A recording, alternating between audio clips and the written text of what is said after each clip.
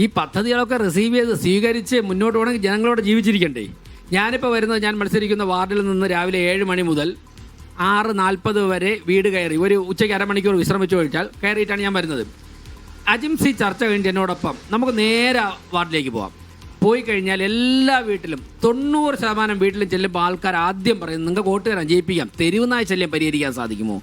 പോകുന്ന വഴികളിലൊക്കെ തന്നെ 6ഉം 10ഉം കുട്ടികളുമായിട്ട് തെരുവുനായ്ക്ക് എങ്ങനെ നടക്കുകയാണ്. അത് ഇവിടുത്തെ മാത്രം പ്രശ്നമാണോ? ഞാൻ പറയട്ടെ, ഇവിടുത്തെ മാത്രം ഇത് പരിഹരിക്കാൻ വേണ്ടി 45 വർഷം ഭരിച്ചിട്ടും LDF നഗരസഭാ സമിതിക്ക് ഒന്നും ചെയ്യാൻ സാധിച്ചില്ല. വന്ധ്യംകരണം പാളി, അതോടൊപ്പം തന്നെ മറ്റെല്ലാം പാളി. ഈ മഴയുണ്ടല്ലോ, ഈ മഴ കാരണം ഓടകളിലുള്ള വേസ്റ്റ്, ആശുപത്രി മാലിന്യം, ടോയ്ലറ്റ് മാലിന്യം ഇതൊക്കെ ഒഴുകി വീടിനകത്തേക്ക് കയറുകയാണ്. ഇതിൻ്റെ ഇടയിൽ ജീവിക്കുന്ന തെരുവ് നായ്ക്കളുടെ ശല്യം, മാലിന്യ പ്രശ്നം, വെള്ളക്കെട്ട്, ഇതിനിടയിൽ ജീവിക്കുന്ന ഒരു ജനത ഏതെങ്കിലും തരത്തിൽ രക്ഷപ്പെടാനുള്ള ഒരവസരമായിട്ട് ഈ തെരഞ്ഞെടുപ്പിനെ കാണുമ്പോൾ ഞങ്ങൾക്ക് 55 60 അല്ല അതിലപ്പുറം സീറ്റിൻ്റെ ഭൂരിപക്ഷം ലഭിക്കുവാനുള്ള സാഹചര്യത്തിലേക്കാണ് പോകുന്നത്.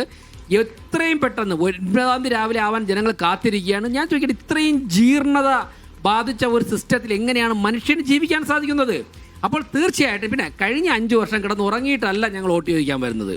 പ്രതിപക്ഷം എന്നുള്ള നിലയ്ക്ക് സത്യപ്രതിജ്ഞ ചെയ്ത് അധികാരത്തിൽ വന്നതിൻ്റെ ആ മണിക്കൂറിൽ തന്നെ ഒരു തിരുത്തൽ ശക്തി എന്നുള്ള നിലയ്ക്ക് ഒരു ജനാധിപത്യ സഭയ്ക്കുള്ളിൽ ഏതൊക്കെ തരത്തിലാണ് പ്രവർത്തിക്കേണ്ടത് എന്നുള്ളതിൻ്റെ ഉത്തമ ഉദാഹരണമായിരുന്നു എനിക്ക് തോന്നുന്നു ഇന്ത്യയിൽ തന്നെ തിരുവനന്തപുരത്തെ പ്രതിപക്ഷം, തിരുവനന്തപുരം കോർപ്പറേഷനിലെ BJP. ഞാൻ എല്ലാ ചർച്ചകളിലും പറഞ്ഞു, തിരുവനന്തപുരത്തെ ജനങ്ങൾ ഉറങ്ങുമ്പോൾ ഞങ്ങൾ ഉറങ്ങാതെ അവർക്ക് വേണ്ടി കാത്തിരിക്കുകയായിരുന്നു. തിരുവനന്തപുരത്തെ ജനങ്ങൾക്ക് സ്വസ്ഥമായി ജീവിക്കുവാൻ വേണ്ടി ഞങ്ങൾ വീട്ടിൽ ജീവിച്ചതിനേക്കാൾ കൂടുതൽ കഴിഞ്ഞ 5 വർഷം ജയിലറകളിലായിരുന്നു, പോലീസ് സ്റ്റേഷനിലായിരുന്നു, ആശുപത്രികളിലായിരുന്നു, ലോക്കപ്പിലായിരുന്നു. തിരുവനന്തപുരം കോർപ്പറേഷനിലെ നിലത്ത് ന്യൂസ് പേപ്പർ വിരിച്ച് കിടന്നുറങ്ങി ഞങ്ങൾ സമരം ചെയ്യുകയായിരുന്നു അജിംസെ. ഇതൊക്കെ തന്നെ കോർപ്പറേഷൻ നടന്ന വീട്ടുകാരൻ തട്ടിപ്പിനെതിരെയായിരുന്നു. ഈ കോർപ്പറേഷനിൽ ആനാവൂർ നാഗപ്പൻ ആര്യാരാജനൊരു കത്തെഴുതിയില്ലേ, സഖാവേ ഇവിടെ വേക്കൻസി ഉണ്ട്, നമ്മുടെ പാർട്ടി പ്രവർത്തകരുണ്ടോ, ജോലി കൊടുക്കാമെന്ന് പറഞ്ഞുകൊണ്ട്. അങ്ങനെയുള്ള അനധികൃത നിയമനത്തിനെതിരെയായിരുന്നു. പട്ടികജാതി വിഭാഗത്തിൽപ്പെട്ടവരുടെ ഫണ്ട് തട്ടിയതിനെതിരെയായിരുന്നു. തെരുവിളക്കുകൾ പ്രകാശിപ്പിക്കാത്തതിനെതിരെയായിരുന്നു. ആറ്റുകാൽ പൊങ്കാലയുടെ പേരിൽ നടന്ന അഴിമതിക്കെതിരെയായിരുന്നു.